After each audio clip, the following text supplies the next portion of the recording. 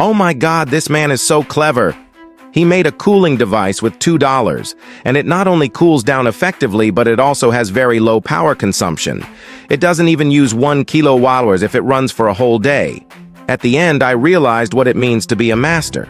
So next, I'll show you how he did it. First, he needed to prepare a copper pipe and straighten it to make it easy to mark on the pipe. Then he used a bending tool to bend it until he bent it to the third circle. It formed an oval device. This device was mainly used as an evaporator. After cutting off the excess part, he also bent one end of the copper pipe outward to 90 degrees. This way, the evaporator was done, but the remaining copper pipe had to continue to make a condenser. Then he used the same method to process the steel pipe. The difference was that he made a circular device, and the winding number was more. Then he prepared a small water pump and a fan, and connected the fan wire to the motor. He also had to weld a power module on the motor if possible. Welding a DC connector would be more convenient.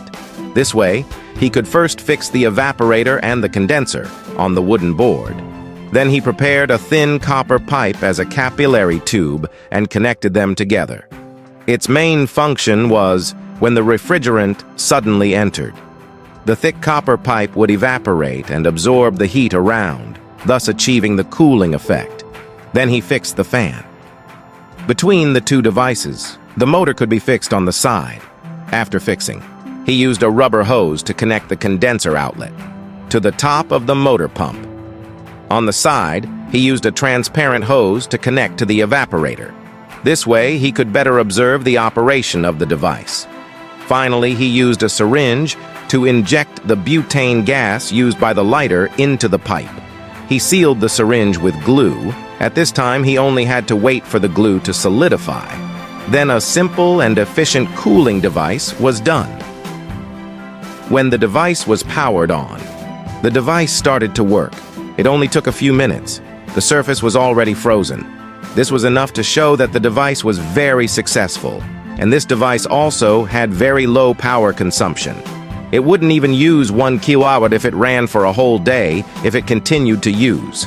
The cooling effect would be better. It could even reach an amazing -20 degrees. If he equipped it with a thermal box, it would be a portable fridge. He could drink a cold drink anytime and anywhere on a picnic. It was so cool, this video is over here. If you give it a score out of 10, how much would you give?